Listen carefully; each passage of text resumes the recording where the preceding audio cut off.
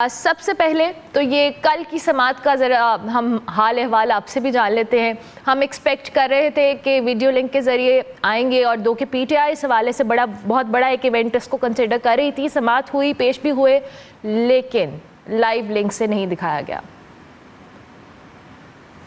जी बहुत शुक्रिया। मुझे लगता है कि ये मामला तहरीक इंसाफ के लिए इसलिए दिलचस्प था कि ऑफिशियली इमरान खान चूंकि जेल में हैं तो उनको देखा जाना मुमकिन हो रहा था, इसलिए पीटीआई के वर्कर्स और उनके लीडर्स जो हैं वो एक्साइटमेंट में थे।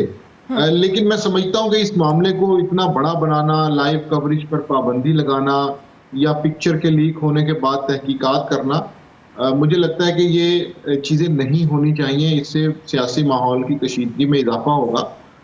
मिसाल के तौर पर अगर लाइव कवरेज में इमरान खान साहब नजर आ जाते, उससे क्या होना था? या पिक्चर लीक होने के बाद ऐसा क्या हो गया है कि जिसकी वजह से हुकूमत वक्त को या अदलिया को खतरा हो, तो हुक्मरान तबके को या अदलिया में वो लोग जो जिम्मेदार हैं उनको इस चीज़ पे बिल्कुल नजरसानी करनी चाहिए कि ये चीज़ें बिल्कुल नॉर्मल हैं और इनको एज ए नॉर्मल ही डील करना चाहिए और इनको इससे आगे बढ़कर इसमें कोई साजिशी कहानी या इस तरह की चीज़ें शामिल नहीं करनी चाहिए।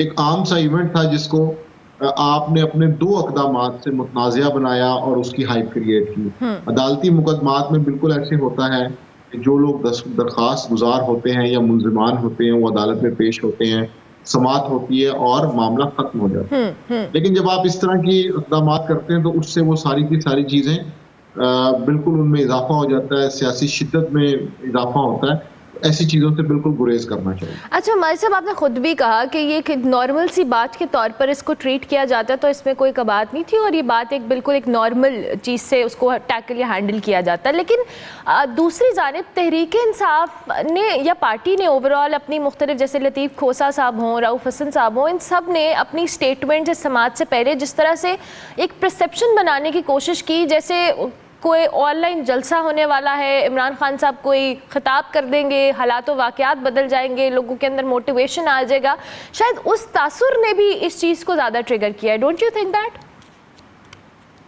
देखिए, सियासी जमात जो अपोजिशन कर रही होती है उसका तो ये काम होता है, उसका ये फर्ज होता है कि वो एक एक्टिविटी जनरेट करे, क्योंकि जलसा जुलूस करने पर अच्छा खासा खर्चा होता है। आजकल अमन अमान की सूरत हाल भी है, तो उनके लिए ये बड़ा आसान होता है कि वो मीडिया पर, सोशल मीडिया पर अपनी पार्टी की एक्टिविटी को सामने लेके आए। तो गवर्नमेंट को क्या उस ट्रैप में आना चाहिए कि नहीं आना चाहिए? मेरा नहीं ख्याल कि गवर्नमेंट को उस ट्रैप में आना चाहिए।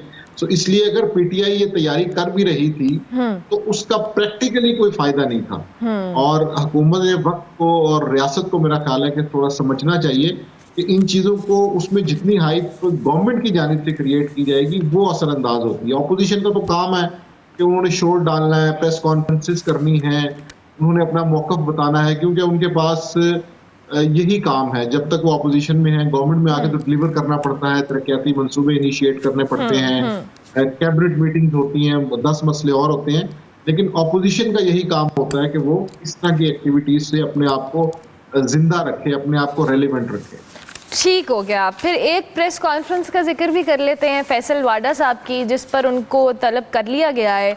अब फैसल वाडा साहब वैसे भी कुछ ना कुछ आए रोज़ टीवी स्क्रीन्स के ऊपर कोई ऐसी स्टेटमेंट या जोश खिताबत में ऐसी कोई बात कर जाते हैं, फिर बाद में उसके साइड इफ़ेक्ट्स कह लें, कॉन्सिक्वेंसेस कह लें, वो कहीं ना कहीं घूम फिर कर आते हैं। तो ये जो जोश खिताबत में उन्होंने मौजूद जज साहिबान के हवाले से बात कर दी है, तलबी भी हो गई है, कहीं भारी तो नहीं पड़ जाएगी उन पर ये?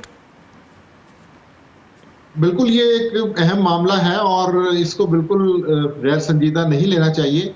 अगर हम फैसल वाडा की सियासी हैसियत को देखें तो मोहसिन नकवी और अनवारुल हक काकड़ के साथ वो तीसरे ऐसे सेनेटर हैं जो आज़ाद हैसियत में मुंतखब हुए। उन्हें लेकिन तमाम सियासी जमातों की हमायत हासिल थी। वो कैसे हासिल हुई?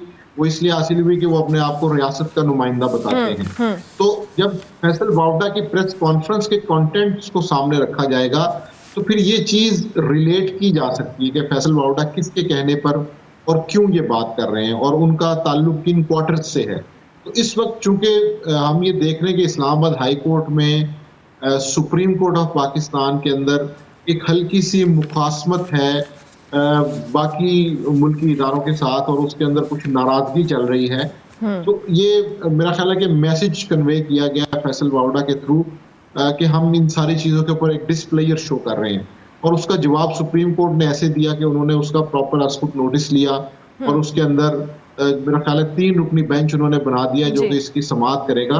तो ये इस चीज़ को मैं रियासत और अदलिया की जो महाजराई है उससे लिंक करता हूँ। हम इसको फैसल वावड़ा के अल्फाज को या उनकी प्रेस कॉन्फ्रेंस को आइसोलेशन में नहीं देख सकते। आइसोलेशन में नहीं दे सकते, इसका कोई ना कोई बैकग्राउंड है या एक इनडायरेक्ट मैसेज कन्वे करने की कोशिश भी की गई है।